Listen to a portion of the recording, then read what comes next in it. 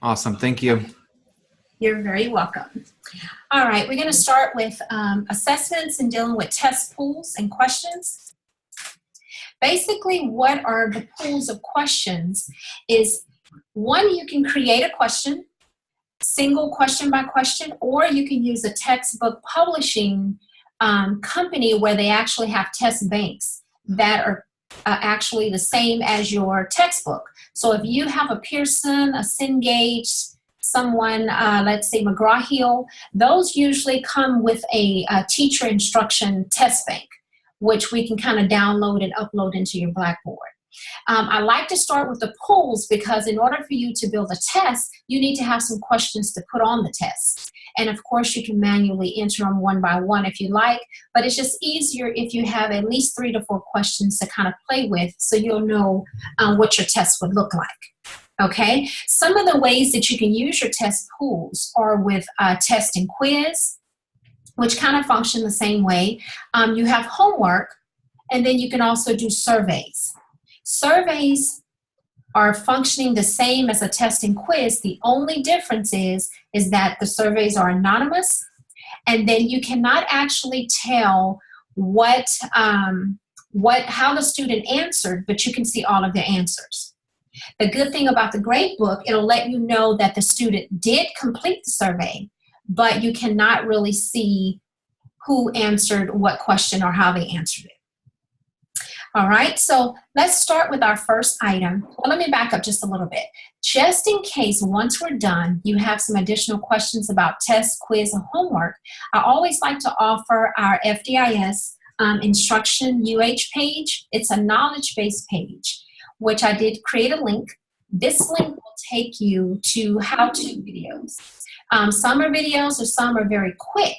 So I always say quick how-tos because it might take you maybe 2 minutes to kind of work through an issue, or if you just need a right there now question. Okay, so you can go there. Let's go into our test pools. Okay, let me know if I need to slow down a little bit, and then I can kind of go back and revisit some items. So test pools, if you go into your course, all the way down here in course tools, you will see something that says tests, surveys, and pools. Once you click here, we're going to go into pools. Again, pools are your set of questions where you have right there that you want to use a part of your test. So you might have 5 questions, you might have 10 questions, you might have 100, or maybe 500 questions. So it's basically a database or maybe a section where you want to keep all your questions, okay? Test pools, you can separate your test pools. You can do a test pool for maybe a chapter 1. You can do a test pool for maybe a final exam. Maybe you had 4 or 5 finals that you want to hold on to all those questions. You can make a test pool. So what I've done already for time purposes, I created 3 different types of test pools. One, if you notice this column, the first column has the name. The second column has the number of questions. And then the third column is the last time that I'd edit the information. Okay, so we're going to go with chapter number 1 and just look at the questions that we have in the pool. And we click on the drop-down menu and we click Edit. Now, these are the questions that are available for me to select from. One good thing about this, if I'm unsure what the question says, I can always click and it'll give me what the question is and the correct answer. If I use these questions all the time, I kind of know what they are. I can see that there are types of questions and also default points. Default points is what will happen once it makes it to the test, but these are always changeable. One test, you might have this question 5 points. Maybe another test, you might have it 2 points. So this is always changeable. So we don't have to worry about any default points. Okay, here you have question types. On this particular test, these are the question types that are available. So if I want to reuse any of these questions, let's say essay questions, I only want to see my essay questions, Out of those 100 questions, I only have 10 essay questions. If I only want to make multiple choice, I can only display multiple choice. So you have an option. When I'm building my tests, I can take a few questions from multiple choice, I can take a few questions from true, false, or I can make an entire test essay. Does that make sense?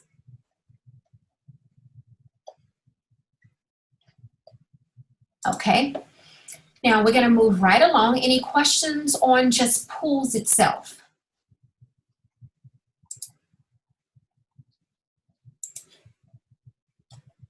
Okay. Actually, Marsha, I have one question. Okay. Can you create a question right there in the pool? Yes.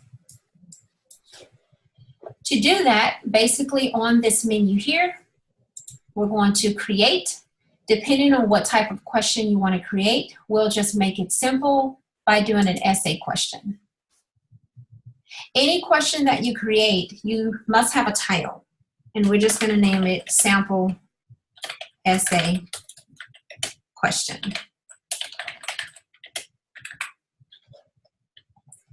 And then this is my question. Let's say,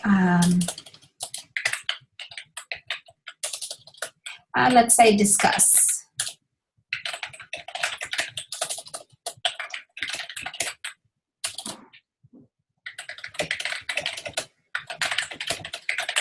And this is just a general question. Discuss, what do you want to learn today? Then your answer, you can leave it blank since it's an essay question. And those questions that are essay, you'll have to go in and hand grade. So I'll go ahead and hit submit, but you do have an option to create another question, but when you click this button, you'll be creating another essay question. If you want to create a different type of question, you have to hit submit and then go back and select a different type of question. Okay, that question always goes to the very end. We're going to make it short and we're going to click our essay since I know it's an essay question. And then here's our question here. And again, if I want to kind of look at it, it's here. You're very welcome. All right, we're going to move towards now creating a test. Now that we have a list of questions that we can actually pull from, we can actually create a test. And with the test, tests can be used as homework, they can be used as tests, they can be used as quiz, or they can be used as surveys. And we call it a test, but it's basically a graded assignment. So the title doesn't matter, but when you think of a test, you can have it automatically graded, you can have it portionally graded, which means if you have essay questions on there, you actually have to grade your essays. Okay, so what we're going to do, I want to give you some options on some possible test questions. You have plenty more, but these are the few that kind of come up pretty often, which are your essay questions, which means you have a question, then you have a text box for them to respond in. You have a fill in a blank, and you also have a fill in multiple blanks. So that just basically means you have a few words, and then there's a blank, and then you have a few more words, another blank, and then it ends the sentence. Matching can be done, you know, you have one column, let's say you have definitions, well, the words, and then the second columns can be your definitions. And you're just kind of matching the words with the definitions. I don't see that too often, but I do run into a few of those. Your multiple answers is the same as multiple choice. The difference is, versus having one answer, you get to choose two. So with that question, I might have A, B, C, and D, but my final answer could be A and B, or it could be A and D, or vice versa. And of course, the last one that we'll visit will be true and false. True and false is just true or false. All right, so those are the type of possible questions that you can put as a homework assignment, a test assignment, quiz, or surveys. All right, so in order to create a test, there are three things you need to remember on a test. First, you have to create it. Then you have to deploy it into your course. And then you have to preview it to make sure it's the exact test the way you want it. All right, we're going to test those out. And there are two ways that you can actually create a test. You can create tests into your test banks and then deploy them, or you can actually create your tests right here in this window. We're going to do both, but we're going to go to the back end first, and then we'll create a test, okay? In order to do that, we're going to go back to our same location. Go into your course management, course tools, and go all the way down till you get to tests, surveys, and pools. I like this area because anytime that you create a test, it keeps it here for you, so it saves all your tests for you. If I click on tests, here, if you notice the first column, this column are all my tests that I have in my course. The second column lets me know where it's deployed in my course. If you notice, I have a couple of them that are not deployed, which means these tests are here in my course, but they're not available for the students to complete. So they're basically just sitting here ready to be placed into the course, which made available to the students, okay? And then your last column will be your dates, the last time that I visit this particular test or made any changes of some sort. All right, so here you can either build a test or you can import a test. We're going to build a test, which we already have several tests here, but I want to give you an example of how to build a test and then go back to our pools that we already have. Okay, so I want to build a test. I'll click here and I'm going to name my test. This will be Test 2 Online Sample. Now here in this text box, this works like a Word document. So you can type whatever type of description you want for this exam. The second is an instructions for this exam. This part is important. You want to kind of tell the student what you want them to do with this exam, whether it's going to be timed, whether they're going to have to take this test on one sitting, whether they will have multiple choice, or how many questions sometimes instructors like to place on here. But one of the most important things, if it's timed, it's good to go ahead and let the students know you will only have 30 minutes or you will only have an hour and a half to complete the test. And remember, the time actually starts when they open the exam. So if they open the exam and sit there for 30 minutes without answering the first question, they've already lost 30 minutes of their time. So just wanted to kind of give you heads up when you're giving out instructions. And then once you do your instructions, go ahead and hit submit. Now we can find our questions to put on this particular test. Our test number 2 online sample. We're going to reuse. Or if you want to type in a new question, you can also create here. You can do multiple choice, however many questions you want to build, but you'll have to type each individual question. If we go back and reuse some of the questions that we've already used in our test pools, we go reuse question and find questions. Let me move this up. All right, here go all of our pools. This menu bar over here kind of lets us know what's available. These are my test pools. I also have an option. Any test that I've previously have in my course, I can pull questions from those as well. So if I'm at the end of my course and I know I've completed test 1, 2, and 3, now I want to kind of do like a midterm, or maybe I want to do a final, I can take questions from test 1, test 2, and test 3 and create me a midterm, or I can create me a final just by reusing some of the questions I already have. But since we already used the pool, I want to go back to that same pool just for demonstration purposes. If I go to this particular pool, I have an option to pick however many questions in my test pool. If you notice, there's 101 questions. I'm not sure how many questions I have, so I'm going to hit editing pages and I'm going to type in all of my questions. That way, now I have all of my questions visible to me. Displaying 101 of 101. This is so I'll be able to see my multiple choice, my essay, true and false, those type of things. You have a choice to pick all of the questions, or if you look on this menu bar, you can pick by test. You can also pick by question type. or you can pick by categories. I like question type. That way, if I want to do a true-false test, I can filter my pool bank to show me only true-false questions. So if I want the entire test true-false, I can select all of my questions. That means I'm displaying 20. I am selecting 20 of my questions. If I decide, okay, I also want me some short answer questions, I can go on here. I will take those off. I don't have any short answer questions in this particular test bank. So I go again. I definitely know that I have multiple choice. Here are my available multiple choice questions.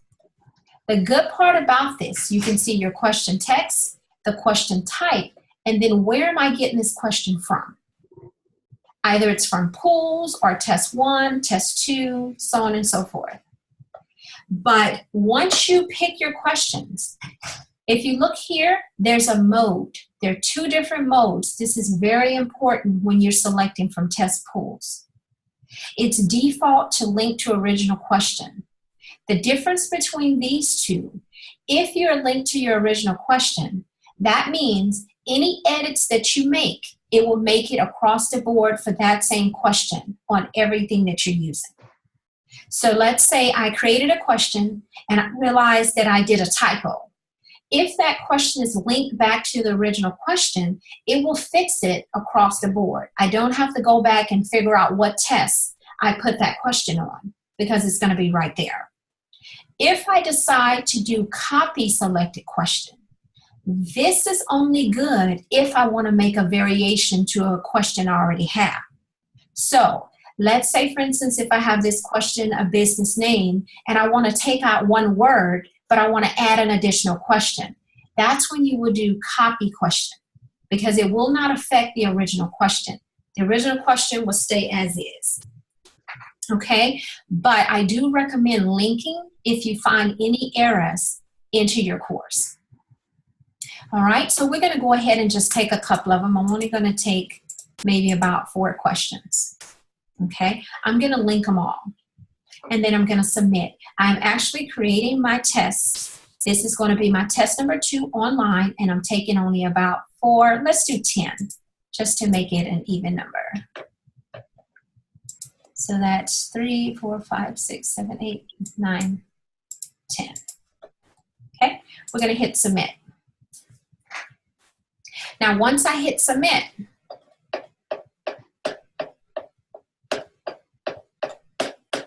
okay, what happened is I actually selected my 25 and then I just added 5 more questions. I forgot to unselect. That was my error. That's a user error. But anyway, it's a good thing because now I can kind of show you how to take away questions that you accidentally put on your test, like I just did, which is a user error.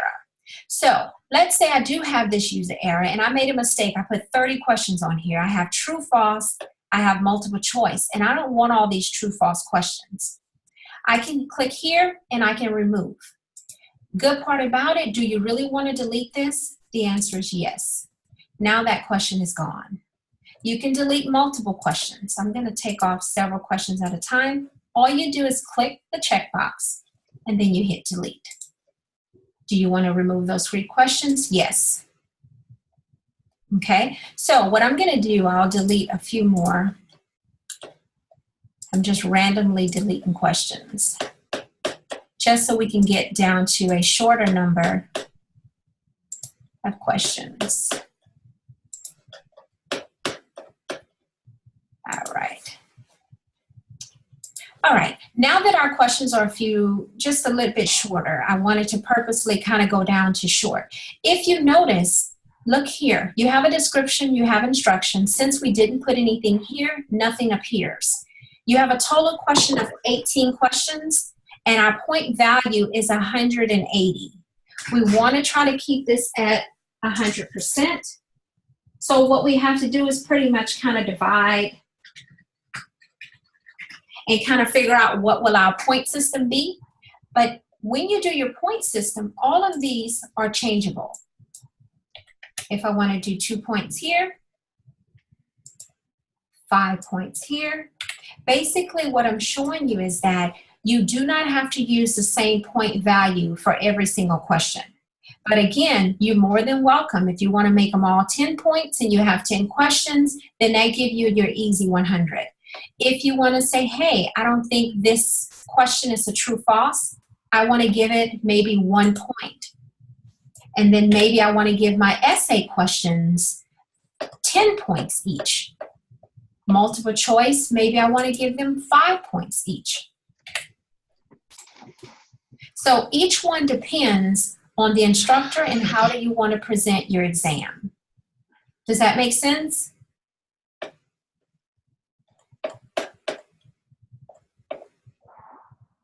Okay, I'm not able to see the chat box, so. Yeah, I think everyone's on board. Okay, sorry about that. It's not visible. Okay, now we're gonna move right along. Now that we have our test set up, I'm just moving a few more things to kind of make my test not so long. All right, but it doesn't matter how many questions you have on your exam. You just want to make sure that your point system is okay. Okay, one other thing I want to point out, when you look at your questions, if you're unsure if it's linked, you'll see an icon right here. It'll let you know that this question is linked. So if you come in here and say, hey, I need to edit this particular question, you want to kind of be careful before I edit, because it's going to edit the original question. Editing here will also edit all the way back to the original question. So it edits your test pool, so you don't have to change it. Okay, now all we have to do is hit OK. Now the test that we just created was test number 2, online sample.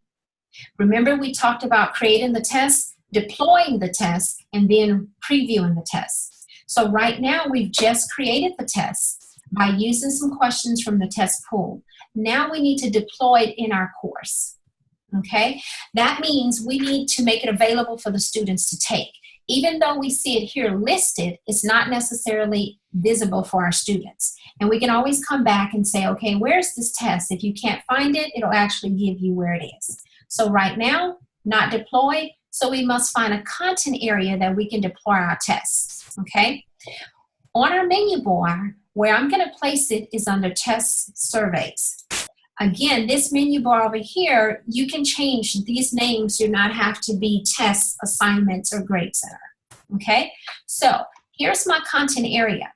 In order to deploy it into my area, I must click on this drop-down menu, and I'm gonna click Test.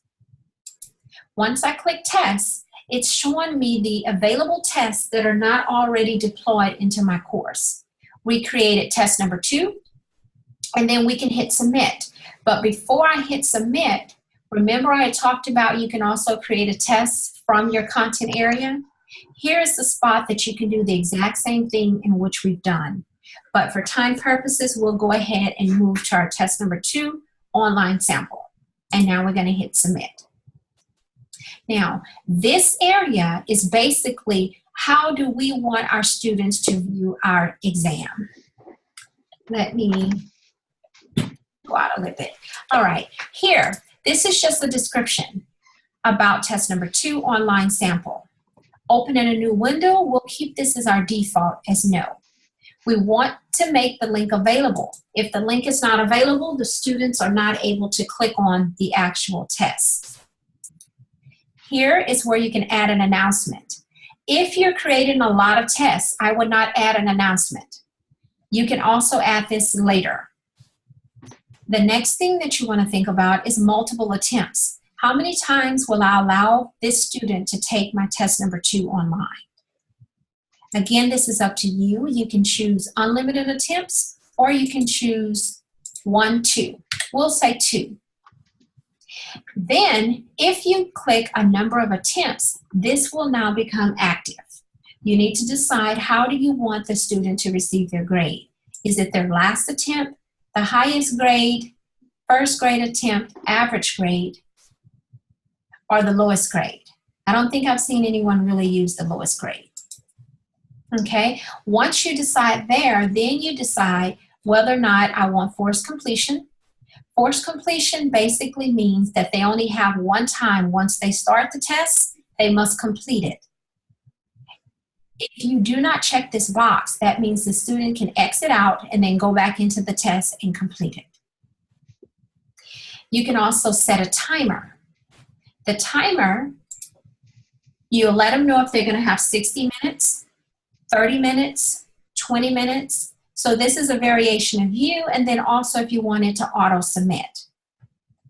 Auto-submit basically means once that time runs out, the test is going to automatically submit itself, regardless of how many questions the student completed. And again, this timer starts as soon as they open the test, not when they click on the directions of the test. So once they click the button that says begin, that's when the time starts. Okay? If you have this off, that means the student can continue past those 60 minutes, but you will get a notification that the student extended the time. Okay? So again, that's up to you whether you want them to take more than 60 minutes or less than 60 minutes. Okay? The next thing we have is this block. When do you want it to be visible in your course? You have an option. Some instructors like to set up all their tests ahead of time and have them displayed each week, once a month, twice a week. This is where you have that flexibility. When do I want it to start? Let's say today, at the end of the day, and then I want it to end. Since it starts on Thursday, I'll have it end on Sunday at the end of the day. Again, these are flexible. So this is letting me know when will this link become available to my students. It will become available today at 11:59. If I wanted it sooner, then I'll put today and I can change my time to 3 in the morning. And then display date until Sunday, and that'll be until 11:59. Okay? On passwords, if they're going to take it at home, you really don't have to put a password in there. Only time you use a password if you plan on maybe giving a test somewhere else, maybe in your classroom. I'm not sure. It just depends on your setup. The restriction, again, is a restricted location. That's for testing. Test availability and exceptions. This is if you have a student that need additional time. You can add time, like if they need 30 minutes, an additional 40 minutes to what you've already given. These are some of the test exemptions that you can give for your students. Just a quick point. Some students will ask for additional time because of an accessibility issue. So typically when that happens, they've gone to the Office of Disability Services or and they'll have a note or something that that they'll show you that asks for maybe double the time or something like that. How do you give them double time? Marcia, can you show, he asked how you give them double time. Yes, you pick the user, and let's say the user will be me. I'm going to hit submit, and then here's my multiple attempts. Here's my timer, and if it's 60, I can just do 120. And then you have to make it available time and after. So I know that it was the 19th at 3 in the morning, or it doesn't matter, as long as it's within that same time frame, and then the 22nd. So if you're giving him extended time, but within that same time frame, you can use the same time frame, but you have to put a time frame in there, or else it will not become available to the student. And again, if you want it to auto-submit, you click here. So your time will be placed here. And then if you want them to have the same amount of attempts, you can do that as well. And then any student that you've extended will stay right here if you need to see those users. Does that make sense? So do you need to do this then for every one of the students that get extra time on every one of the tests? Yes.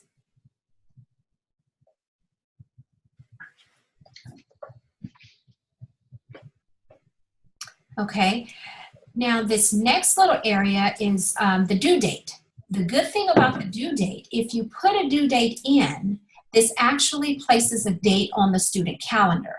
So they'll know that I have test number 2 online due July the 22nd at 11:59.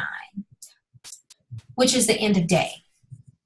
You also have an option as an instructor whether or not you want them to work past the due date or they do not have availability to this test after the due date.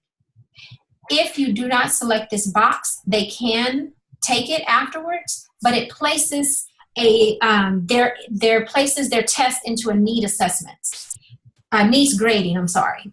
So when it goes into needs grading, that's letting you know that it was late. So you basically have to open it up and then it'll submit, it'll grade. Okay, but if you do not allow them to take it past, then it's automatically graded. You don't have to do anything to it. But it will not be available to the student after that particular date. All right. The next thing here, we want to make sure that it included into the testing grading center, but for any reason that you don't want it into the testing grader center, then you can uncheck this box. I don't recommend unchecking this box if you're new to it. It's best to speak with one of the instructional designers to kind of see how you want the course to be set up before you uncheck any of these boxes, okay? The next thing that's on here is how do you want the students to see their feedback? Feedback is important, but you have several options when it comes to feedback. Directly after submitted, or you can do a two-step process. It can be after the due date. So if you just want them to see their grade without the score question, you can uncheck that box. If you want to wait until after the due date to kind of show them their score and their answers, you can do that as well. These different boxes mean something totally different. So, for example, if I decided I didn't want to check any boxes at all, what the student will see, that means this is not checked and none of these other boxes are checked. The student will see something of this nature. The only thing they would get will be their name, the test, the time they started, the time they submitted, and how many questions they received right out of the total number of points. That's if nothing is checked. The second example, if you decide to only check score per question, the student will see this. Basically means they'll see the question and then how many points out of the total number of points that they received. So here you can see question 1, question 2, they did get it right. Question 3, they got wrong.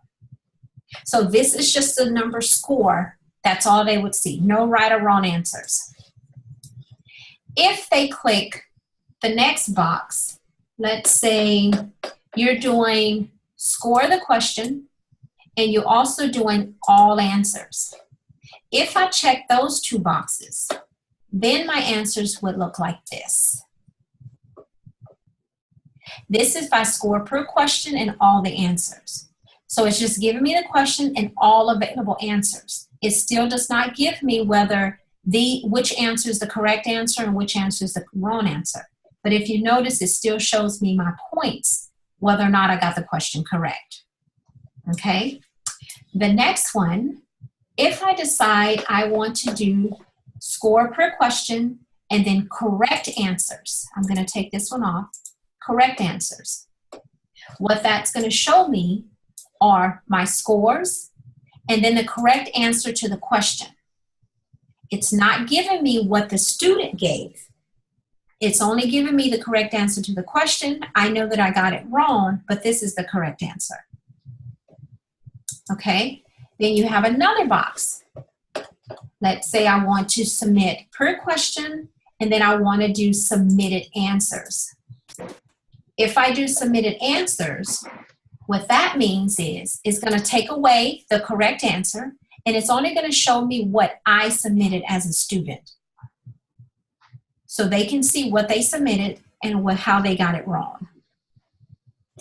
All right, and then another check would be if I do score and feedback. So if you have typed in feedback, the student will be able to see their score and feedback, and it looks like this. Here's their feedback. Again, since I put score per question, this little area will stay on the side. And Marcia, is this feedback written on an individual question, or is this feedback that you pre-created when you created the question? No, it's per question. Let's say, for instance, I'm doing a formula, and in that formula, I'm off maybe a number or two. Then that feedback could say, well, maybe you need to look at page so-and-so. Okay. And then that is the feedback that you receive. So it's while the instructor's grading an individual student's test, they give response feedback to that student in that question. No. These are per question. So the feedback, if the question is correct, they get a certain feedback. If the question is wrong, they get a certain feedback. And that is uniform regardless of which student receive it. So it's not individualized. Oh, okay. That's what I was asking. Yeah. No, it's not individualized. Not these. So it's pre-formatted. Pre-formatted, yes. Okay. Yes. Cool. So anytime a student gets this particular question wrong, it's going to say, sorry, the blue violet is the state flower. So it basically redirects them. Gotcha. Okay, and that's if they want per score and feedback. All right, and then another option is going to be score and show incorrect questions. So I'm going to uncheck these other boxes. We're only going to have score per question and show incorrect answers. And it looks like this. Here's your score. And then these just giving you a check or an X. Basically making it color-coded because it's doing the exact same thing that it's doing over here. It's just visually you can quickly see that I got these correct, and visually you can quickly see that I got this one wrong. But it still serves the same purpose as showing the score versus your checks and your X's. Okay? And then the last one, if you decide to score, submit answers, and show incorrect answers. So score, I'm going to do submitted answers and show incorrect answers. That's what this looks like. Basically telling me quickly, this is how I answered it. I still got it wrong, but this is the answer that I picked. Okay, so again, a lot of instructors don't use a lot of these check marks because it gets a little bit confusing, but more than welcome, I can send that to you. And last but not least, if you select score, if you go through and check all the boxes, everything that's available, that means your score, your answers, all answers, correct answers, submitted answers, your feedback, and show incorrect questions. Now you have something that looks like this. So basically, your score, these are all the answers. Also, it shows you the corrected answers. It shows you the answer that you submitted, and then it also gives you the feedback. Okay? The way you can really tell is the one that we got wrong. So this is the answer that I selected as a student. These were the available answers, and this was the corrected answer. And then here's the feedback. Does that make sense? Yes. Okay, and I can send out this document as well. It really gets a little confusing as far as what do you want the students to see. All right, so normally we just don't check all of these. I'll put the feedback if you added feedback, but if you put feedback and there's nothing there, they won't see anything. So I usually take all those off and we kind of do that one. But again, you can have a twofold option. After submitting, you can just have them to see their score. After the due date, then you can kind of give more options to the student as what you want them to see. Okay, some do not give all the answers because they reuse the exams later. So they'll probably give them a corrected or submitted answer choice. But again, that's up to you. You're the instructor, and then you decide how do you want your test. But keep in mind, anything that's on the internet can be copied, screenshot, and saved for later. So just kind of keep that in mind. And I said that just to say, whenever you're presenting your exam, you want to decide how do you want to make the students or allow the students to view your exam. All at once basically means they're going to see every single question and they just scroll up, just like a nice sheet of paper. If you choose one at a time, then the student actually have to click through the test, one question at a time, which kind of make them work for copying in your test and screenshotting your test. So if you have a 30-question test, they're going to have to screenshot about 30 times. If you do it all at once, then they can screenshot a one page and have your entire test. So kind of be mindful of which way you want, but again, it's your choice. All right, then here, this button is prohibiting backtracking. What that basically means, once they pass up a question, they can't go back and answer that previous question. Some instructors don't do it because their students don't warm up till they get to maybe the 6th question, and they have an aha moment, and then they need to go back to question number 1. If you click this box, the student is not able to go back. All right, now if you do one at a time, then it presents it one at a time, but they can click back to whatever question that you have. Randomizing question is also a good thing for tests. That helps minimize the cheating part if a student attempts. But again, anything online, you cannot guarantee 100% that a student will not cheat. So you just have to use an honor system. But randomizing the question will kind of help detour some of that. Basically means if I have 30 questions, and let's say Taylor and I are taking the exact same test and we're sitting next to each other. My number 1 might be his number 6, and vice versa. So it's just a random of questions, and it will get the exact same test, but not at the same time. And that's what that is. And we'll all do randomize and one at a time. And now that we've set up everything on our tests, we can now submit. Once we submit, now it's available to our students. So we have to create our tests. We have to deploy it into our course, in which we just did. And now we need to preview it to make sure that we have the right test and the way our students will see it. Okay, so in order to preview your test, we want to switch to student mode, which we turn edit mode off. And you kind of have a simulated student experience. So we're going to actually take the test. We click test number 2. Again, here is where we will have all the instructions for the student. The student will have 1 hour, it will expire, they'll let them know, multiple attempts, and when is it due. Once you hit begin, that's when the time, our 1 hour begins. So I'm going to go ahead and hit begin. Now we have 16 questions. Again, the student can skip around to what question they want to answer. Let's say I'm going to do here. I'm going to go to my next question. I want to go to question number 8. I want to do here. I want to go to question number 13. I'm going to do here. And I'm going to go to question 15, and I'm going to do here. The good part about once they reach the end of the exam, which is number 16, you get an extra button. That button says save or submit. Now, if they don't remember if they completed all of their questions, even though your status is here, let's say I click here and I'm like, oh, let me go ahead and submit. You get a nice little window that pops up, letting you know that you have not completed these questions. You have a choice to hit cancel, or you have a choice to hit OK.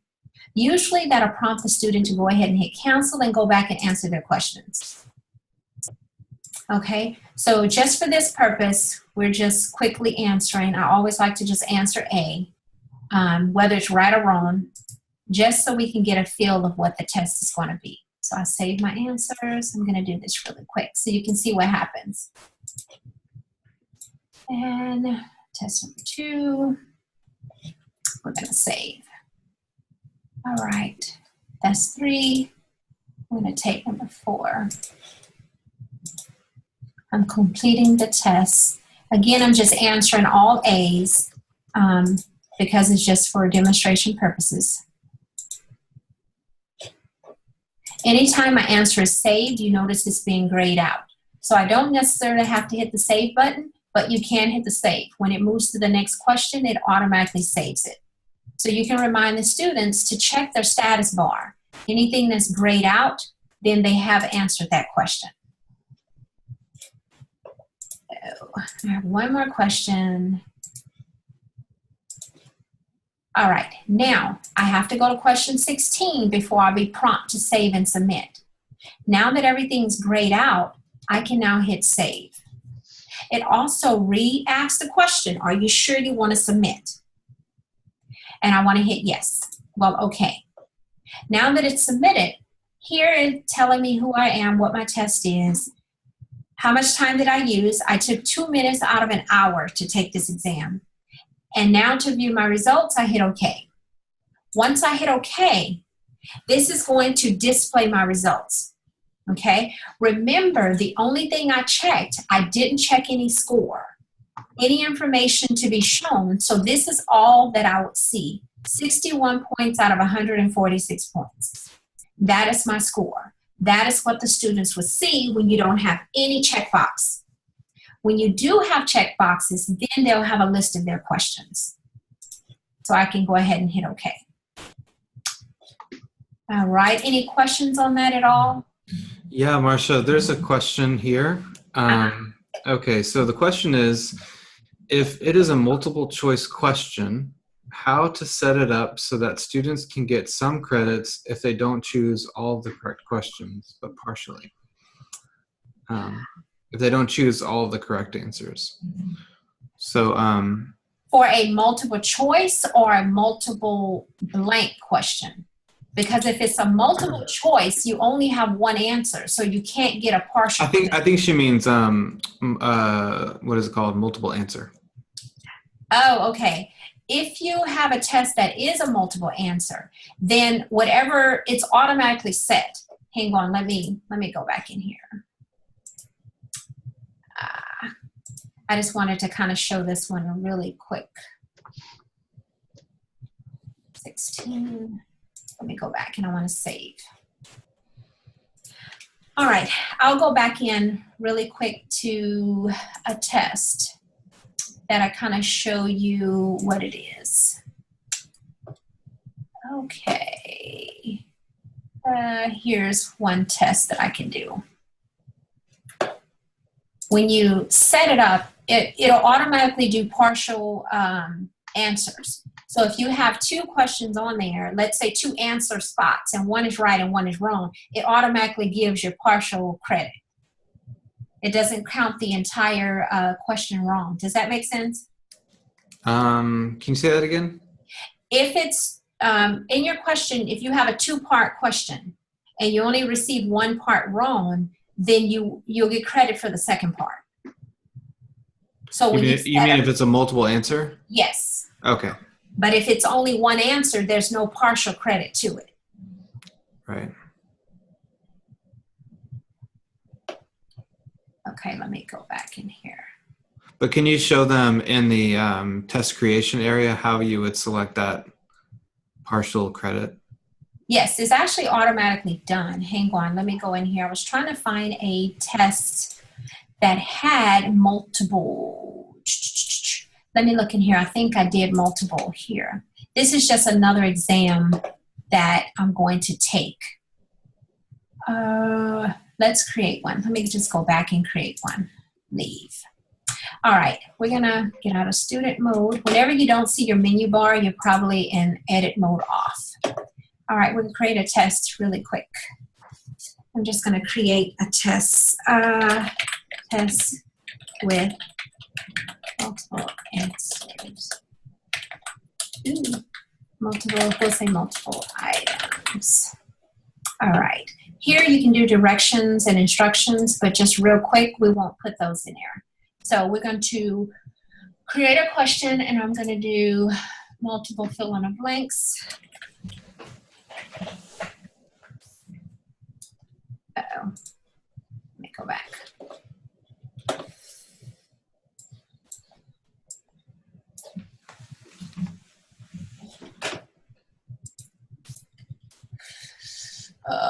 Let me just do multiple answers to make it easy.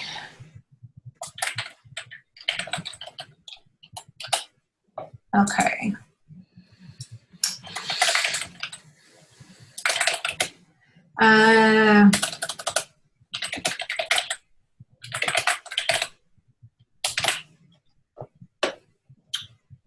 All right. let's say, what is this here? July the 19th.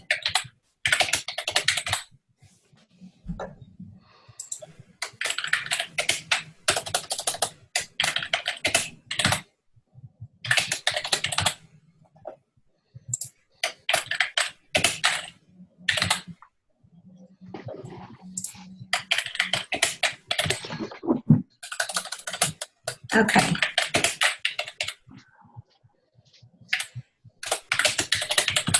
All right. My question was, what is today's date? Okay. I'm going to pick the correct answer here, which is July 19th, 2018, but also a second answer, which would be July 19th here. Now, when you look up here, it's going to tell you how do you want numbered, vertical, allow partial credit. This is the box that you want to choose. When you choose that box, then if one is right, one is wrong, you can do your partial credits. Do we see this box here? And then all we have to do is hit submit. And if you want to randomize your question, you can do that as well. This, if you type in each question individually.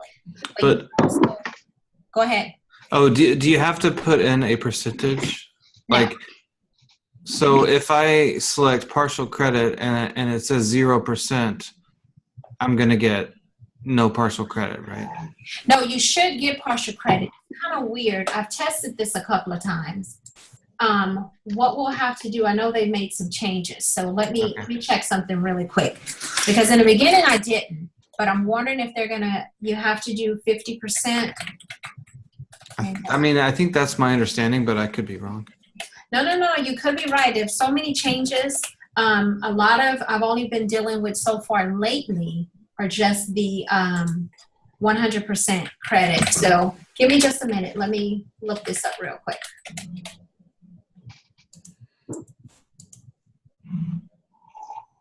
Okay, yes, I just checked their notes.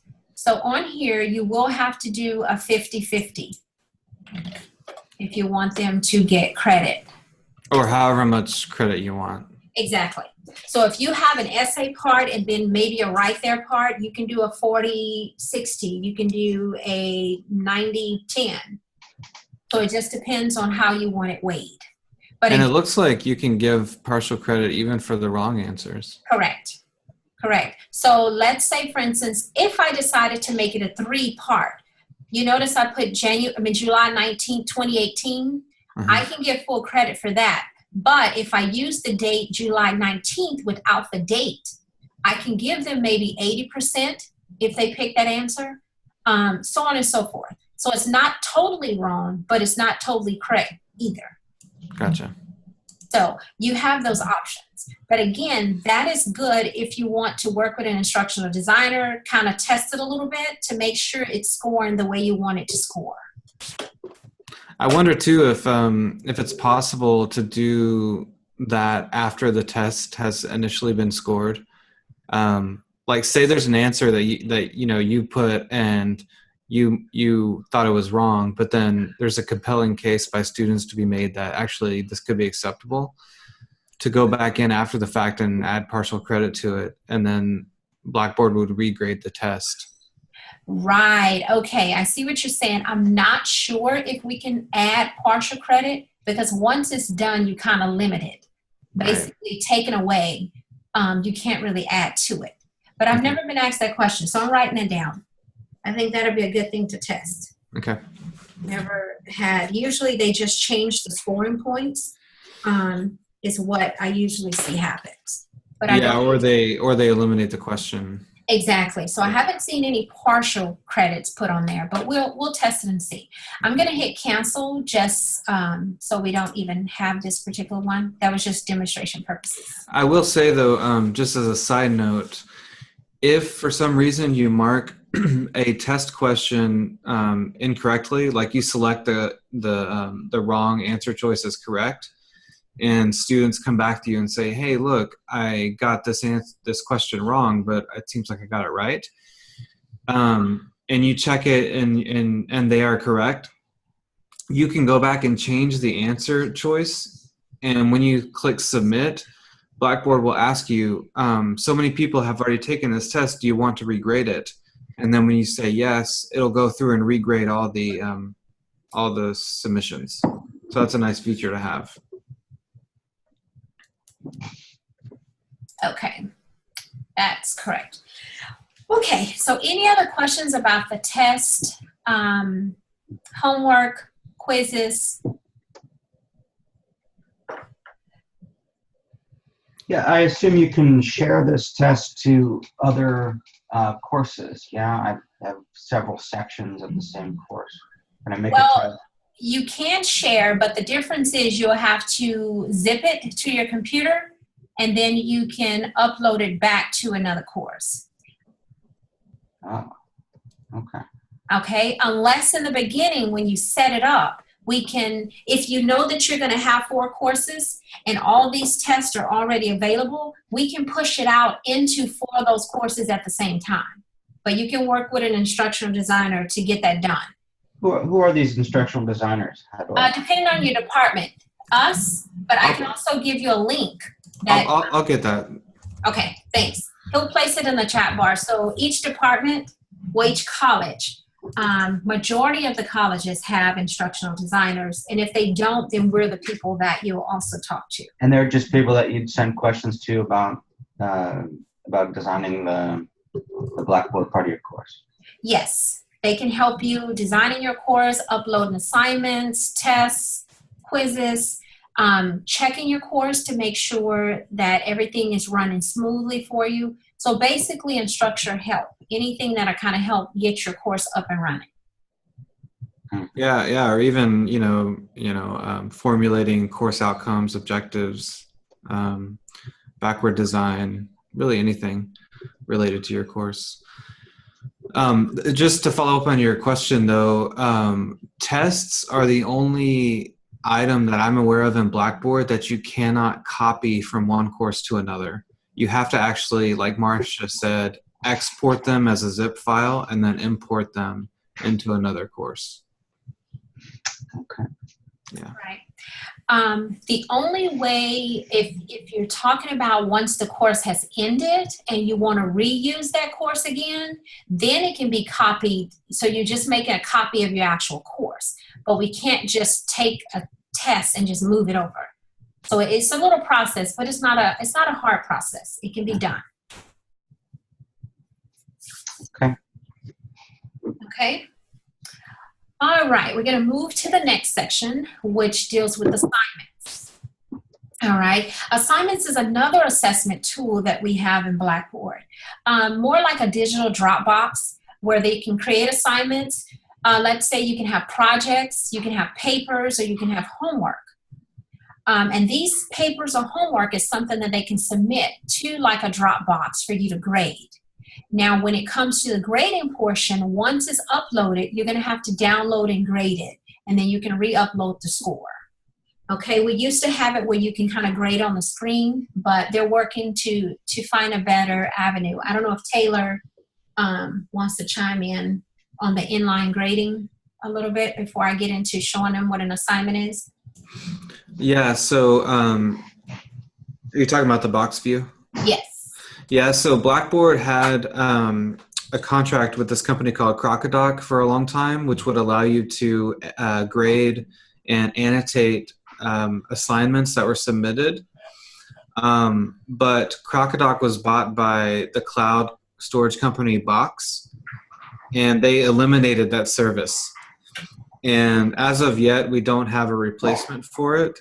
So the assignment tool still works as initially designed.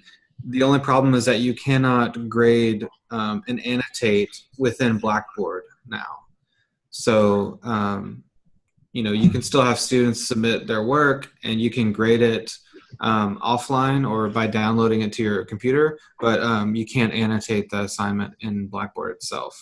So just be aware of that. When you think about assignments going forward, we will probably have an update to that for the spring, but this coming fall, we won't have that ability.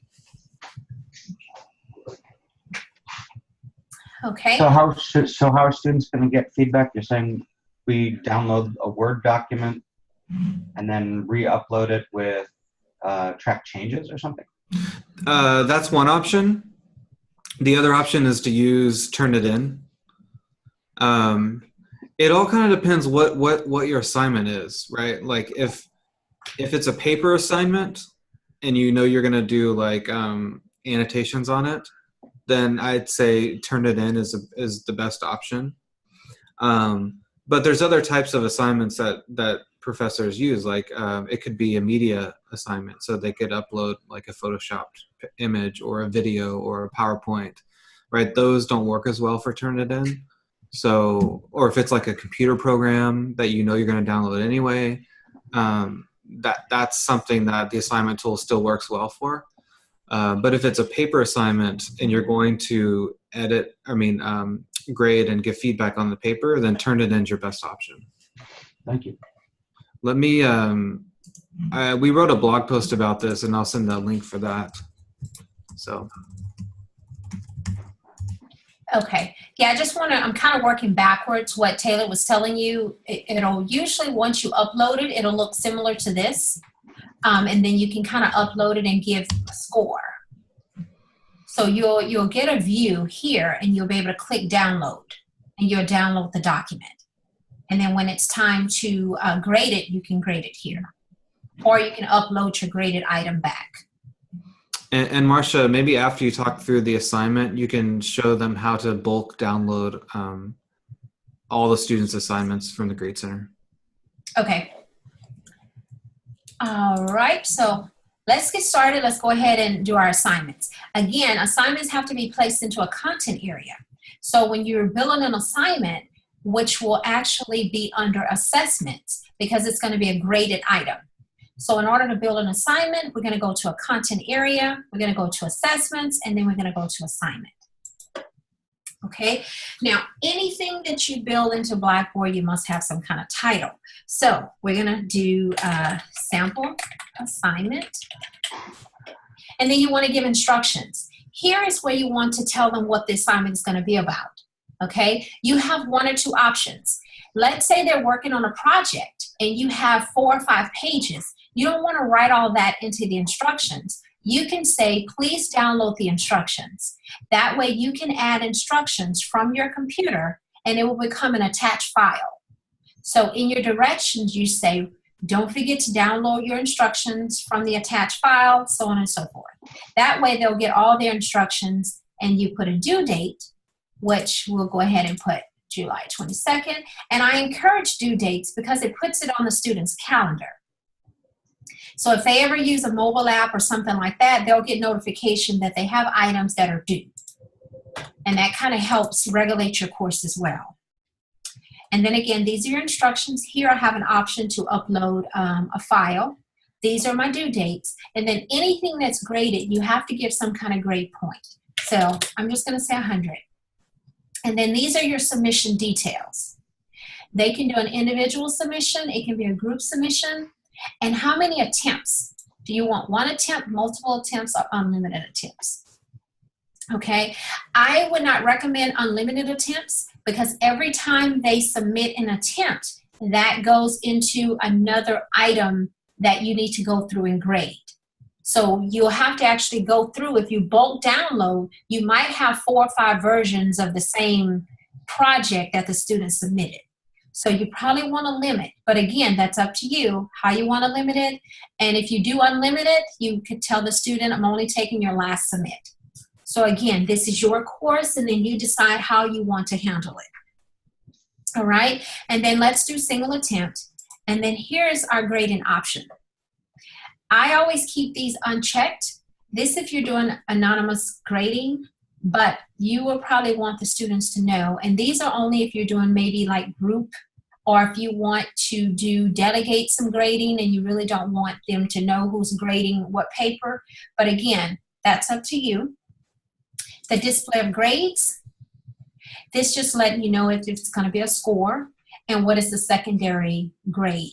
We will talk more about this secondary grade when we go into our grade center here shortly.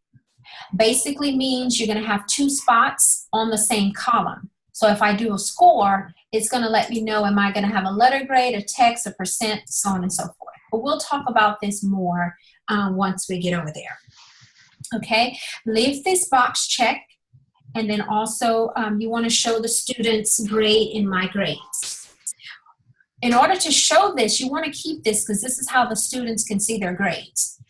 And that'll be a My Grades link that is in your particular course. Here, a lot of instructors do not use stats unless they're trying to show the students the class average. Some instructors detour from that because if the students made a lot of low grades, then you might have a student to challenge you, hey, the highest score was a 50. So you need to give us a curve of some sort. So you want to kind of just be careful when you show class averages to students. But again, it's your course and you decide which route you would like to take. Okay, availability, we've talked about this before. Always make the assignment available if you want the student to click on it. Limiting the availability, that's if you go ahead and create all your assignments and you want it to display at a certain time. So if you don't want them to see it until, let's say, tomorrow at 5 p.m., you can schedule that to pop up at tomorrow at 5 p.m. And then if you want them to disappear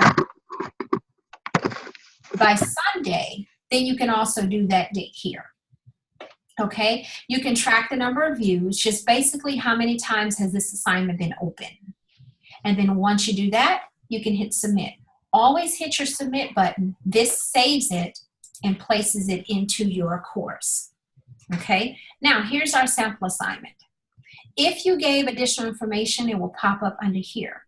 Okay, remember you have to create and deploy it in your test, and then you want to preview it. So we've created an assignment, we deployed it for the students to see it. Now we want to go ahead and preview it. So take this off. Now my students can see it. I'm going to click my assignment. This is just a preview of what the students will see. They'll see the due date, how many possible points, and then they have an option to type a submission or pull their file from their computer. You decide which route you want the student to take. Majority of the instructors like to attach a file, so that way they'll have a PDF or a Word document. And you can also specify which one you prefer. If you prefer PDF, then you can state that in your instructions. If you prefer a Word document, you can also state that. But again, that's up to you. And then if you have, this is for the student. They might have comments, but usually they don't type any comments. And then you just go ahead and hit submit. Well, actually, let me go ahead and upload something so you can see what happens. Let me do recent. Sample. All right, here's just a sample that I'm going to use.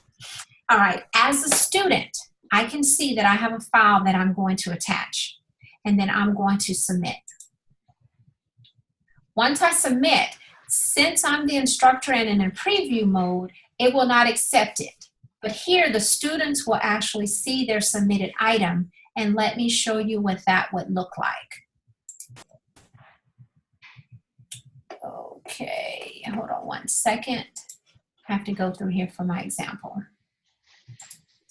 Once the student submitted, this is what it will look like. This is the screen that will pop up. It shows that my assignment will show here, and then it will have my attempt. And whether I was late or not, it'll also let me know. It'll let me know my submission. So if I submit more than once, my submissions will be listed here. Okay, does that make sense? Yep.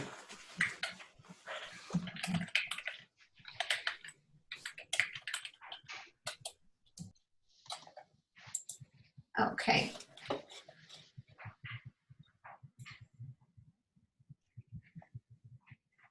All right, now, another thing that you can do when it comes to assignments, if you want them to just do projects, if you want them to just do papers like Taylor mentioned with Turnitin, we can kind of show you that as well. If you have questions on how to grade, some alternatives. I've seen instructors, if they have an Adobe file, they can grade on Adobe. I had one instructor, she uses a Surface Pro that she download her PDFs and she writes on her screen to grade them and save them. So you can do that as well. So it's a few options once it's down, but again, you can talk to one of the designers. You can also ask us and we'll kind of give you some options, but there's no right or wrong. It just depends on the instructor experience as far as what you want to do as far as grading your assignments, okay? And some instructors don't submit them back, they just put a grade in. So you have that option as well. All right, now I think Taylor asked me about the bulk download once they are all there. Is that correct, Taylor? Sorry, yeah, I thought my mic was on, but yes. Okay. That will go to, let's see, and I don't think I only have like one in here. It's okay, you can still. Yeah, so let's say I know that sample bootcamp assignment should be a lot of my students, but since I only have one in here, what you do, you go to this assignment, there's a drop-down menu. On this drop-down menu, there's something that says assignment file download. Then you can click here. Once you click here, then it lets you know what you can download. Since I only have one student, I can only download one. But you would have a list of those users. Does that make sense? Yeah, so everyone who has submitted an assignment will have a checkbox by their name. Yes. And you can select all at the top. Again, I'll run that through one more time. I select my assignment where I know the students have submitted. I'm going to click the drop-down menu. I'm going to go to assignment file download. And then every student that had this assignment available, I'll have a checkbox. So I click my checkbox and hit submit, and then they'll download. All right, any other questions about assignments itself before we move into the Grade Center? Nope. All right. We're going to move on into the Grade Center. Again, the Grade Center, we're just going to do an overview of the Grade Center because it is a lot on the Grade Center that we can cover, but we don't have enough time.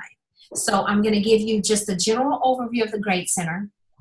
And again, this is just a note for the Grade Center. This is not how we get to the Grade Center.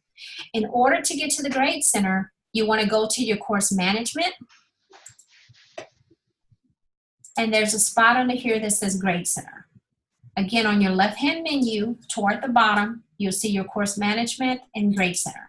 Once you click here, you notice that you have a couple of things that are defaulted, which are needs grading, full Grade Center, assignment, and tests. I'll explain what those are here shortly, but we're going to go into our full Grade Center first.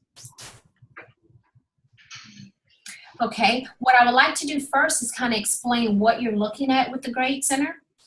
This is more of an electronic gradebook. So here, these are considered to be your action bars. Goes all the way across. That's this dark gray area. Those are action bars. You also have a grade information bar, which is right under here. I'm not sure if you can see this. Let's see if I can increase. All right. This is a grade information bar. Basically means I can click on a cell and it'll give me information about it. So it's letting me know that this right here, these are not graded. But if I click here, it's letting me know that it's a weighted grade, possible score, and my percentage. That's the weighted. If I do total, the max number of points that I would get is 1666. That's for the instructor. Now in an assignment, this is a class assignment. It's letting me know that it is graded, possible points is 100, it's displayed at a score, and is it visible to the user. So this is just like a quick information bar. just so you'll know what that is for. The next thing I want you to see is just basically, this is just a full grid. On the grid, you're defaulted with the last name, your first name, the student username, student IDs, and last access. The last access is very important if you're teaching online, because you can see when was the last time the student accessed the course, or even if they logged in at all. So this right here is some really good information. Everything else is what's graded in your course. Anything that has a grade attached, that's what all this is for. And anything that you put into your grade book always goes to the end. Anything that you add, column, new column, it goes to the end of your grade book, so it goes all the way to the right. If you don't want to see the username, student IDs, you can hide that from the instructor, but that's an option. That way it'll shorten your visual on this grade center here. Another thing that I want you to notice, you have a scroll bar. Depending on what browser you're in, this scroll bar might disappear. So you have a scroll bar that goes left and right. Since I only have about 8 students in this course, I don't see a side scroll bar, but you will usually get a side scroll bar as well. So if you have maybe 50 students, you'll see a side scroll bar that goes up and down. Okay. Another thing that I want you to kind of look at before we get into the grade book, there's something over here that's called an icon legend. This is important. So if you see these colorful things that pop up into your grade book, you can always click this button and it'll kind of tell you what it is. So if you ever see something here, it says user not available, column is not visible to the user, I will show you how to turn a column off. So if you see this little red line, this basically means the student can't see it, but I can see it. You will see this little green checkbox if you create an assignment or you create a survey. It's just letting you know that it's completed. There's no score. Just letting you know that the student completed the assignment. Needs grading is basically if you've done some essay questions or you've submitted an assignment and that needs to be graded. So it's just basically what it says, needs grading. Anytime you get a little triangular orange tab in the left-hand corner of your cell, basically means you've changed the grade some sort. So if you want to overwrite your grades, it lets you know that it's there. But you also have a history of overriding your grade. So anytime that you override a grade, you can always go back and see who override the grade and so on and so forth. If the grade was changed, you can also see that history. Here, there's a little blue circle. This means attempt is in progress. That means the student has started, but they haven't finished. Excuse me. So you'll see a blue circle. Here is an external grade, which is this little checkbox. The grade exempt from the user, you'll see a little gray circle. Do not disturb, error, and so on and so forth. So this is just kind of a quick overview of what these icons mean. If you're not sure or you really have some questions, we can go more into that a little bit later. I do offer a Wednesday session at least twice a month where we can do some one-on-one time to kind of really move forward into your grade book. If you have some more questions and want to know how to, set up your grade book a certain way, we can do that as well. Okay, the last thing I want to kind of talk about just as an overview would be edit your role display. So let's say, for instance, you have more than 5 students. You have, let's say, 50. The max that you can show at a time will be 50. Since I don't have 50 students, it will only show these. So this is just a quick way to see your students. So you can do 50 at a time. So yeah, I was just saying that's really helpful. I use that a whole lot because for me, it's nice to see as many students in one window as I can. Yes. All right. Any questions about just the quick overview of this at all? Can you show them how to sort? Yes. That'll be my next group of things. Oh, okay, cool. Yeah. I just wanted to kind of give them what these buttons were, and now I'm going to go through a few of the buttons, and then I'll show them how to sort. Cool. Hey, puppy. I'm sorry, may I ask you a question? Yes. So I'm sorry.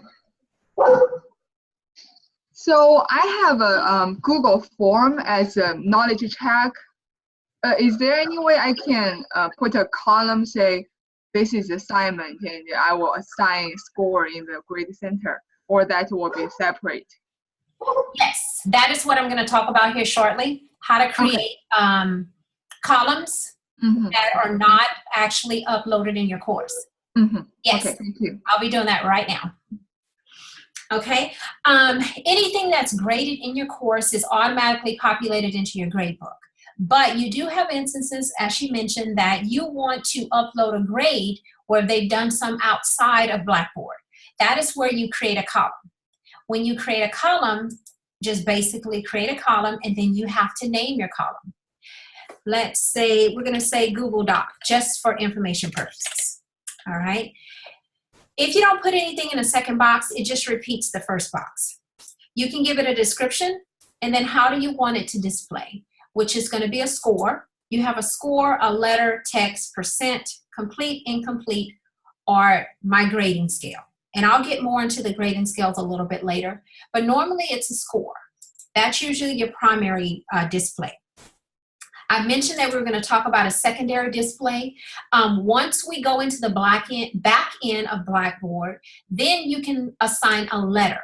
So if I have a 90 to 100, right next to that percentage on my weighted average, I can put a letter grade. So that'll be a secondary display, but for right now, we won't put any secondary display. And then categories. Categories I will also talk about. You set these up ahead of time. Categories are basically how are you going to grade in your grade book? Are you going to say tests? I'm going to have tests. I'm going to have discussion board. I'm going to have assignments. So if I have 3 different categories, where will this Google Doc fit in? So I'm going to say, I'm just going to assume that it's going to be, let's say, a test. Okay, so if I categorize it as a test and I set up my scoring for tests, it's going to use the same percentages to grade that particular document. Okay, and then how many possible points? I'm going to say 100. And again, you have a due date. I always encourage a due date. I'm making everything for Sunday just for our session here. And then you have an option. I always leave these the same because it includes it in the grade book. Show the student the grade, and then stats. You don't necessarily have to show them what the class average is, but again, that's up to you. So you can leave all these the same, and then you want to hit submit. I always go back and check, making sure I have a title, how I have a score, did I categorize it? And then if you don't want to categorize it now, you can always categorize it later. But you will always need a possible points, or else Blackboard will send you back. So everywhere you see the little orange flower asterisk type icon, that lets you know that must be completed. Okay, and then we're going to hit submit. Now that I hit submit, remember I talked about anything that you put in Blackboard, it goes to the end. So in order to locate my particular item, it's going to be down here. Okay, now that I've added this particular item, I have an option to move it, and we'll talk about that in just a few minutes. I can move this to closer to the other end. I can rearrange my entire spreadsheet to make it look like I want to. So if I want to put all my tests, test 1, 2, and 3 together, I can. If I want to put all my homework together, I can do that as well. Okay, so that's how to just create a plain right there column to type in my scores. I have an option to create a calculated column. What that basically means, either I can have a running total or I can have a weighted column. The weighted column basically means if I have several categories, let's say I have homework. I want my homework to be 20%. I want my test to be 50%. And I have something else to, weigh out to be 100%. That's where my weighted column comes into play. And then that's where my categories come in. You have to set up your categories or your assignments, and then we can all get it into a weighted column. Okay, so that's what you do for your weighted. But you have a defaulted weighted column here already, and you have a defaulted total. You don't have to use both. You use one or the other. And you can always hide the other one, whether it's going to be your weighted or whether it's going to be your total. Because the total is just calculating all the numbers according to the grade book. So if I have everything total 1,500 points, it's going to go out to 1,500. This is going to give me my weighted. Okay? That's what these are for. Our next tab is basically managing. We won't go through all of them, but one of the main things that we want to use on here is column organization. I just talked about when we put our Google Doc at the end, how I can move it. This is how I can move it. Column organization. Okay? In this column organization, you're going to see a top and a bottom half. I want to explain this very briefly, and we can go into this a little bit more later. The top half you can pretty much ignore. This is the frozen part, basically the student information last access. Okay? Here it says not in a grading period.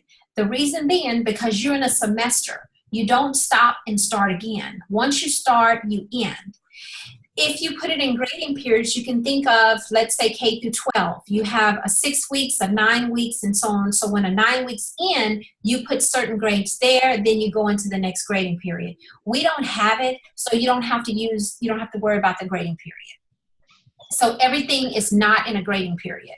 Your first column will be the name of your assignments. The second column you can ignore because nothing will be in a grading period because, again, we don't start and stop unless you have a special course. And, again, that'll be set up a little bit different for you. Categories, this is what we had talked about where you can decide where do you want these assignments to fall in.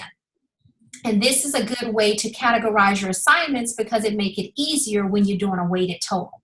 And I'll go through that here shortly for you. But again, your categories need to be set up ahead of time so then they'll be able to populate your right score. And we can show you how to do that. These are your due dates. This is just giving you an overview of everything that have a due date and what do not have a due date. This is giving me the date created. And I can use some old assignments, which is coming from 2016, 2017, and then the point value. This is a good place. If you're unsure why your grade book is not calculating the way you want it to calculate, this is a great place to look. So let's say here, attendance, it's only 10 points. Did I mean to put 10 points or did I mean to put 100? So here you can kind of just do a very quick overview of what the points are. And I noticed there's another 10. Did I really want a review test to be 10 or 100? So again, this is just a quick overview, and this is in column organization. To get back here, you go to your grade center, you go to full grade center, you go to manage, and then you go back into column organization. And that takes us back into this area to kind of see what we have in our grade book. Okay? Another good thing I like about here, let's say accidentally you hid something from yourself. If you did, you're just like, I can't see it in my grade book anymore. This is a good place in column organization. Everything that's missing, you can see it'll say hidden. You can hide some things on your own, but then if you accidentally hidden some things, now you can kind of see where they are. And to unhide it, you just click the box, go down here, show selected column. Once you click show selected column, then you want to make sure you hit submit. If you don't hit submit, your changes will not be made. Okay?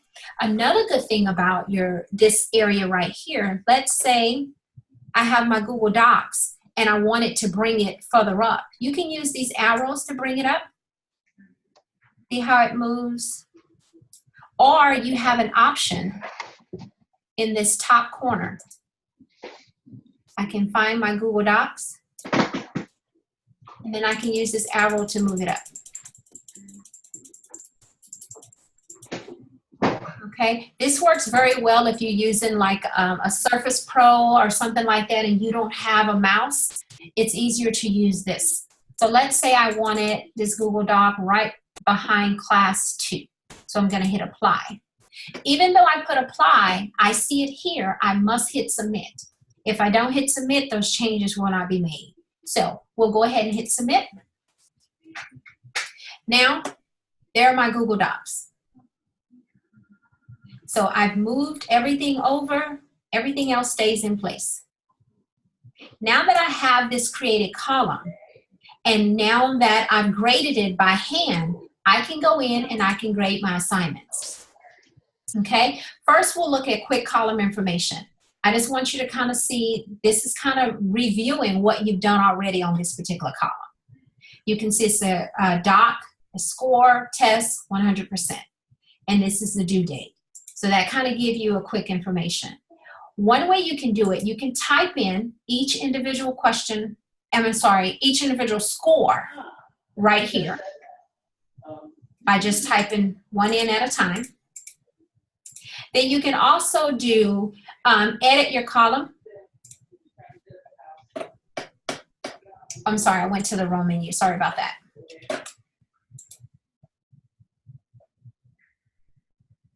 Oh, sorry about that. Here, if this is out, I have that option also to use an Excel spreadsheet if I would like, which basically means if I have 500 students and I don't want to type it individually in, I can upload an Excel spreadsheet, and I'll show you how to do that here shortly. We'll actually explain it. I won't show it because I don't have an actual spreadsheet due to time purposes. Okay, any questions on that real quick? I know I'm kind of talking fast because I want to get through a few more things of the grade book.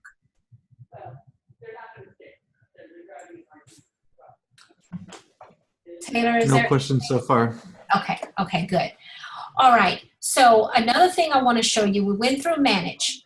Manage also have a couple of other links under here, which will be good for you, and we talked about categories. When we talked about categories, this is where you will be placing your categories. You have a few that are set, which do not have the boxes next to it. The ones I've added have the boxes next to it. But again, these are changeable. This one's not, but you can mouse over it and you can change the name. So these categories will be set to your syllabus. So if you have homework, journals, assignments, and all of those will be graded, that's how we can set up your categories. Okay, now you've noticed I have a test category. I put in Google Docs. So if my tests will take 50% of my scoring average, everything that's labeled a test will be graded at 50%. Does that make sense? Yep. Okay, great. So now, sorry, can you repeat again? okay, once I set up my categories, remember I talked about if I want to do 10% for assignment, 20% for homework, 50% for test.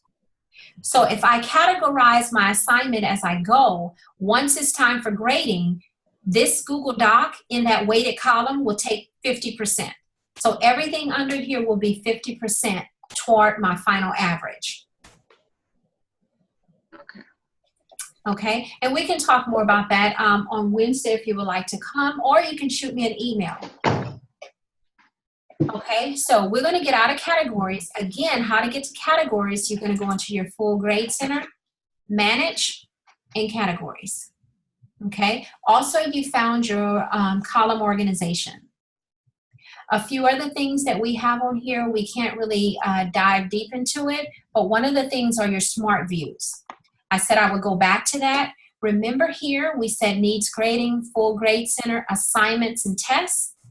You notice they're indented a little bit because those are considered smart views. Smart views means if I want to only see assignments in my grade book, I can click assignments and it's going to show me assignments only. If I want to click tests in my grade book and I only want to look at my tests, it will only show me tests, which shortens my grade book. So I don't have to scroll forever, ever to the right. Does that make sense? Okay, to get to this again, we're going to go to Full Grade Center, Manage, and Smart Views. Now, if you notice, we only had assignments and tests. Those are my green stars. You can add other ones if you would like.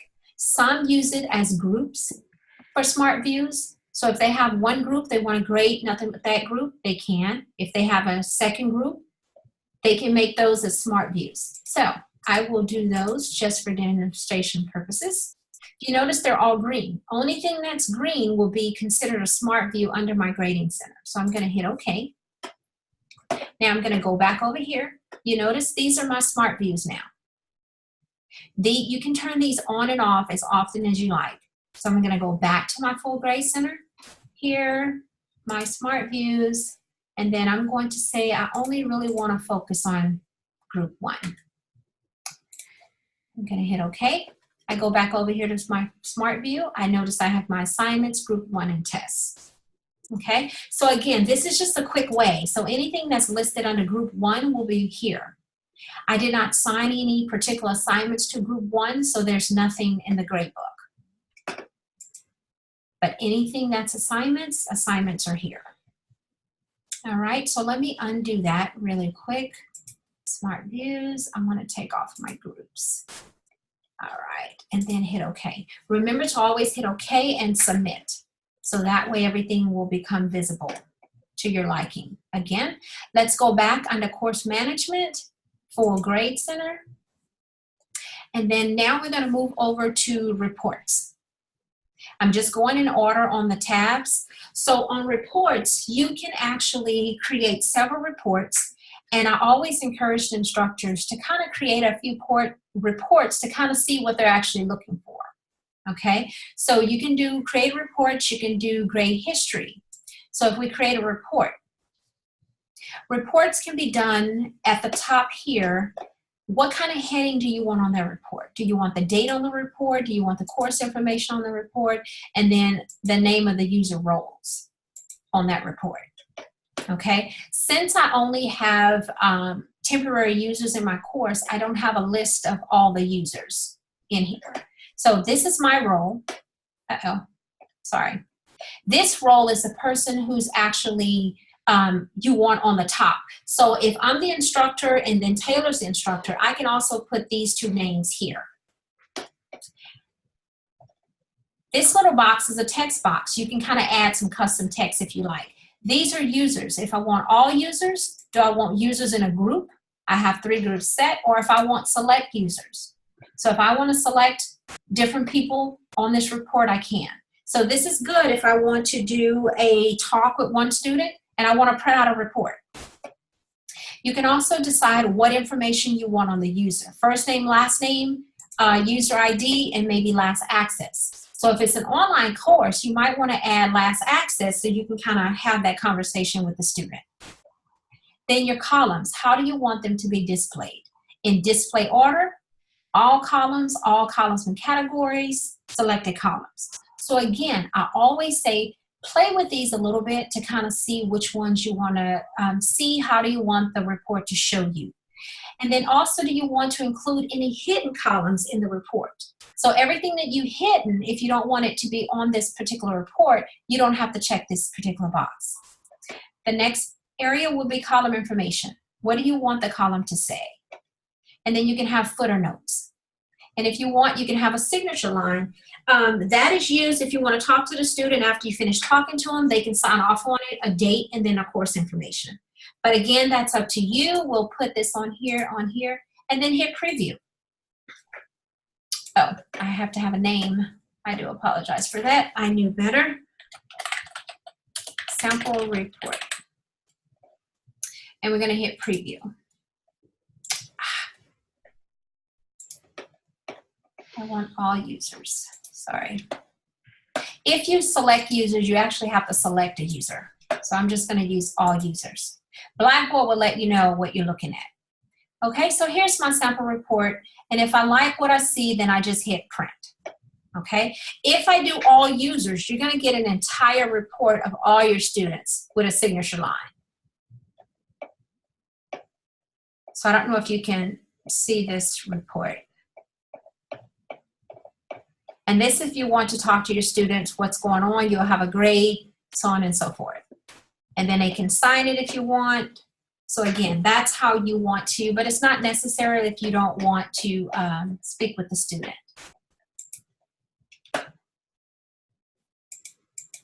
Okay, let me go down here to the end. Uh-oh. That was my report. And you can print it if you like, but if not, you can, if you don't like it, you can redo some parameters and then hit submit. But for me, I'm not going to do it, so I'm just going to hit cancel. Okay, again, play around with some of these reports, see if it's what you want, and then you can go from there. The next thing I want to do is talk about filters. Filters in the gradebook.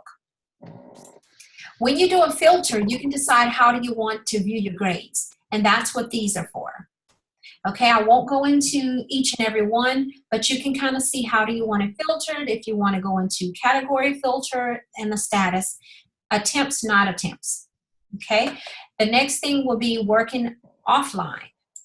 This is when I talked about you can upload an Excel spreadsheet, and I will add a link so it'll tell you exactly what you need to upload an Excel spreadsheet. Now, if you want to download all of your grades, the entire grade book, that's where you will click the download button, and it will give you your entire grade. And if you do that, we're going to say download. You decide what do you want downloaded. If you want the full grade center downloaded, or if you want just particular columns to be downloaded. And then what kind of options you want, and where do you want it saved. Usually we save it to the computer. Okay, again, I'll show that one more time. All I do is go to my work offline, go to download, and then decide what do I want to download. This gives me my decide. If I want to just do, let's say my weighted total or just a particular column, I can download one column, or I can download my full grade book. Okay, so I'm going to hit cancel on that. Now, in order to upload is a little bit different. Just from experience, it's best to download the entire grade book, delete the columns you don't want, and add the column you want to upload back. Okay, I'll repeat that. When you get ready to upload a single column into your gradebook, it's best to click this button, work offline, download your gradebook from Blackboard, delete the columns that you don't want, and only add the column that you plan on uploading. Two reasons why I say that.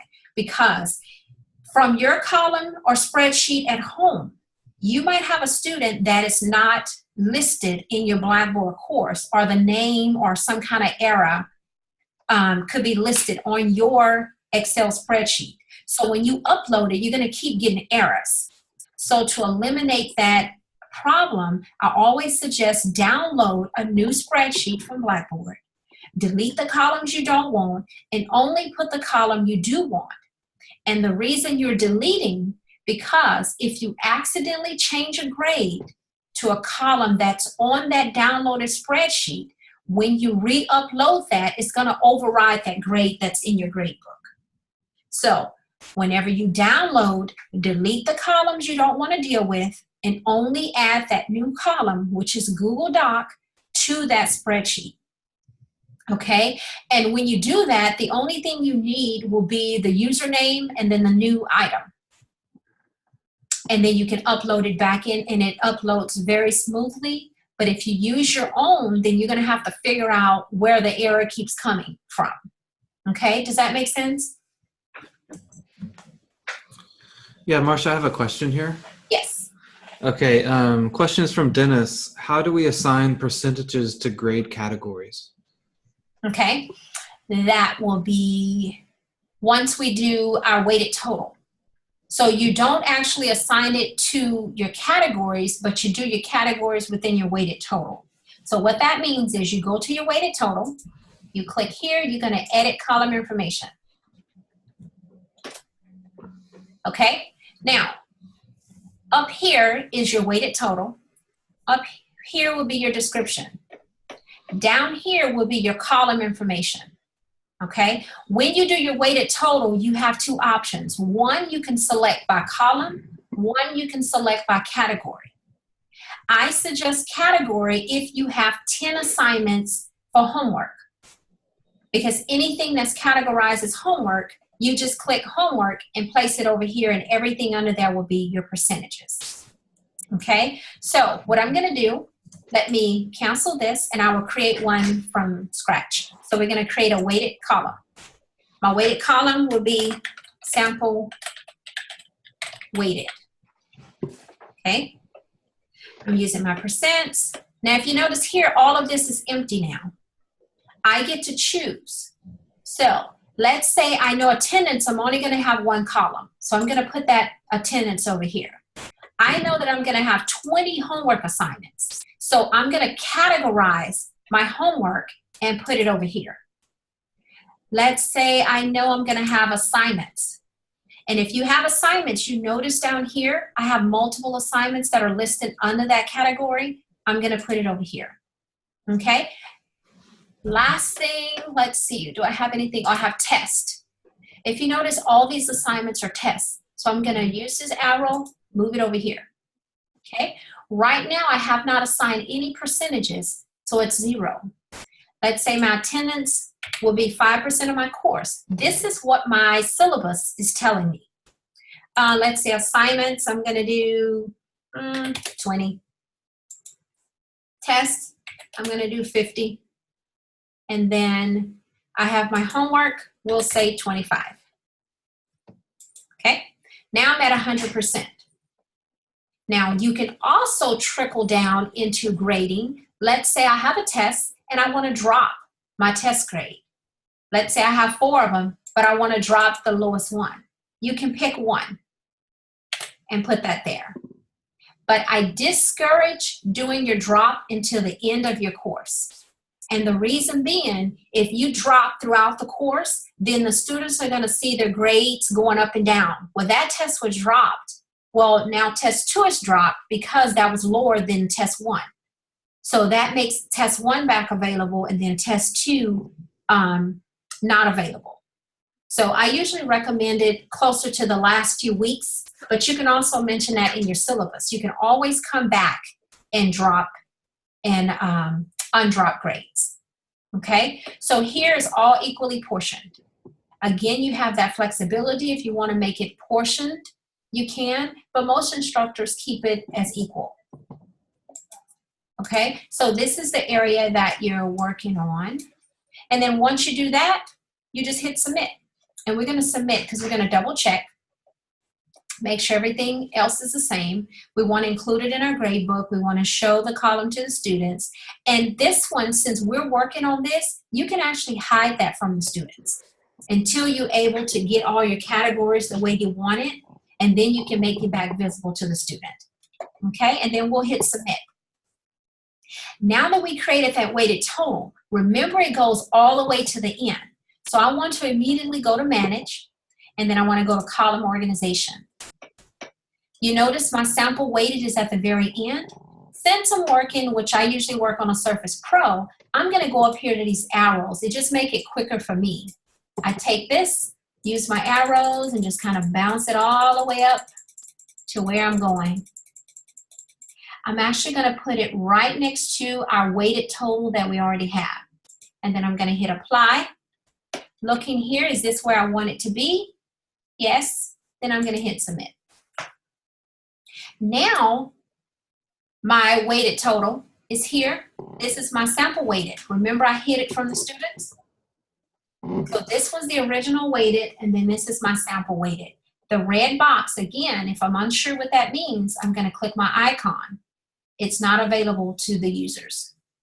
Okay, I hid it from them, so that'll give me time to kind of work out my average. Does that make sense? Yes, ma'am. Okay, now another thing that we're going to do, we pretty much kind of quickly went over this. We want to be able to know how to sort. So if you have here, let's say you want to know I have scores here, and if I sort, you can sort these here. I can tell all these students right here did not complete the assignment. So I can actually have conversations with them. And a good thing that Taylor mentioned last time, I think it was on Tuesday, that you can actually email these students. So now that I've sorted it, I know that these students have not completed this assignment. So I can kind of go and select my users really quick. And then I can email these students. And I can email selected students, and then that will email the students. Okay, so it's really a quick way. Or let's say everyone did take it, and I want to know who made the lowest score or the highest score. I can definitely do it this way as well. So then this will kind of let me know, I really have a lot of students on the lower end, something I need to redo, or maybe I need to check. Maybe there could be an error. And then this is something you can start thinking about. If this was a pre-graded assignment, which means your test or your quizzes, and half the class are making like 70s, but you know you have a couple of students that always ace your test, then that'll kind of calibrate, hey, I need to look at this test. Something is not right. So you can actually go into that test, edit that test, and that is what Taylor was talking about, where I can change my questions and my answer choices and making sure it's the correct answer. I wish I had one of those in here, but I don't. That is actually an assignment. But you can actually go in, no, I don't. Anyway, you can change it and regrade it. So then that'll kind of help calibrate once you sort out your questions or your columns. Hey, I know this student, Marcia, usually makes about a good 80 to 90 in my course. It's kind of weird that she's down at a 70. Okay, does that make sense? Yep. Okay.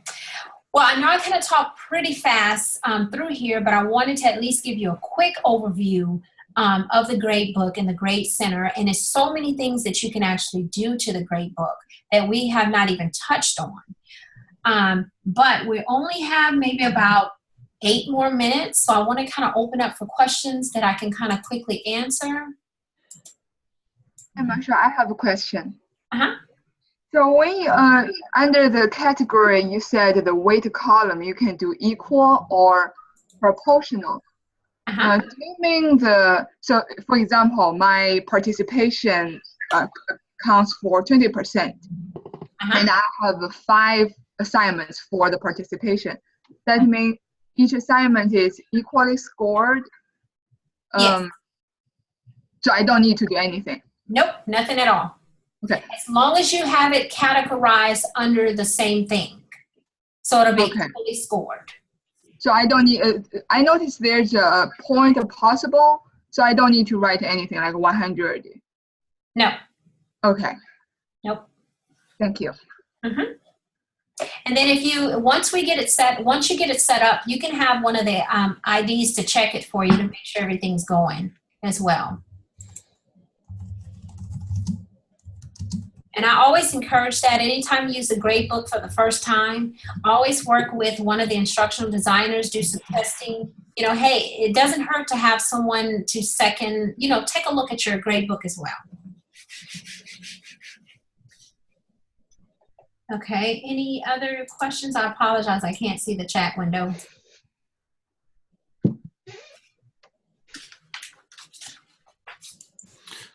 Just to follow up on the last question, proportional grading only comes into play when you're weighting categories. So basically, what it means is if you have, like, let's say three columns in the category of essays, and they have different total points, right? Like one assignment is worth 100 points, one assignment is worth 75 points, and one assignment is worth 50 points. In that case, if you weight them proportionally, then the assignment with 100 points will be weighted higher than the assignment with, say, 50 points. If you weight them equally, regardless of how many points each assignment is worth, then they will all, be weighted the same within that category. So why might you want to use the proportional method? Well, let's say you have a revision assignment. Like, let's say you have a paper assignment and there's like 4 different drafts that you require students to complete. You might put them all in the same category of paper, but the first 3 drafts are weighted, let's say 10 points, or are worth 10 points, and the last one is worth 100 points. That way, if you weight them proportionally, you can put them all in the same category, weight that category, say 25% of the total course grade, but within that category, the final draft of the paper is going to be weighted more than the first 3 drafts. So that's pretty, technical, but just wanted to make sure that was clear to everyone about how that works. Yes, thank you. Sure.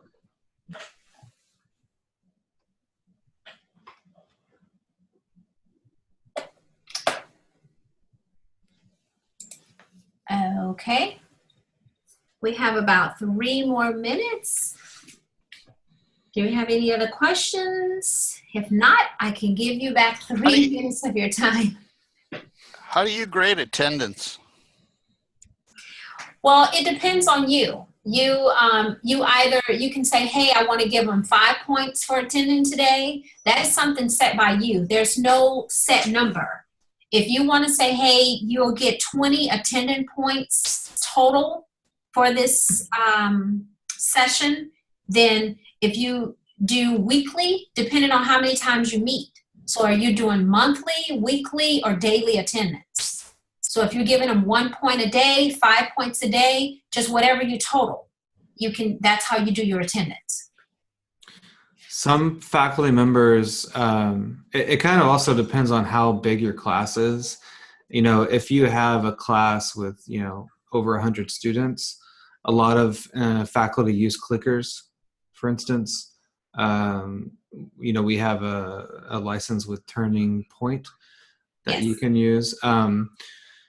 So, there's no tool within Blackboard to take attendance, like, where students can log into Blackboard and click, I'm present or whatever.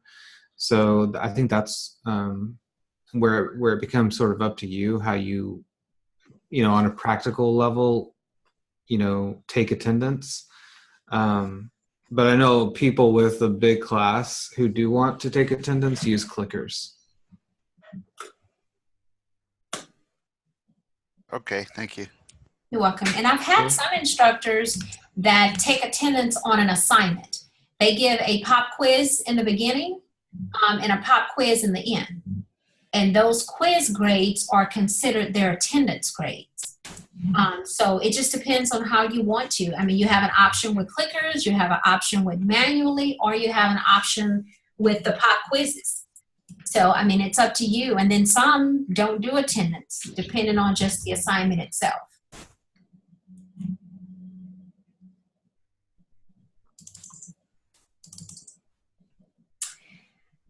Okay, well, that pretty much wraps up our session. I do want to thank everyone that we really, really appreciate your participation in our boot camp. I hope that you have at least a few takeaways where you can get started in pools and tests and also get started in preparing for your gradebook. And hopefully if you have any questions, you can email me or Taylor. And then we can kind of pose out some additional items if you have some concerns or if you want to dive deep a little bit more into a particular item. And then again, I do host a Wednesday session twice a day on a Wednesday, usually twice a month. And let me show you where that is. If you go to Instruction, instructionuh.edu. Hang on. Come on, wake up. Sorry. All right, it's instruction.uh.edu. If you click on the calendar, as if you did when you registered for this particular item, look for the green. The green are the open lab sessions. And I host them usually at 9:30 and 2:30, and they're here in the CBB building. But I'm also doing some online later on if more instructors prefer online. I can start adding those sessions. But right now, those green sessions are in person at the CDB building right behind Melcher Hall. And there you can bring your laptop. I can work with you, whatever you have questions on, and it's open. So I might have 4 or 5 instructors, and hey, everybody want to talk about the gradebook? We kind of do that, or we might bounce ideas. So it's really an open, relaxed, what do you want to talk about? And it's one-on-one. So if you come in and say, hey, I only want to look at this gradebook, then I will discuss the gradebook with you. And then once I get you started, I move to the next person. So we're kind of working And it's no more than about 3 or 4 people, usually. Okay, so let me go back. So again, you can sign up for any of those. Oh, sorry about that. Go ahead.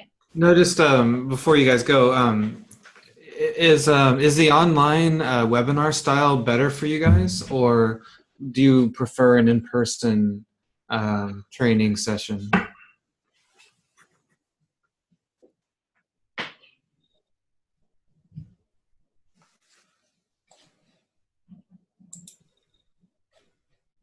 Okay, well, online session is cool. Okay.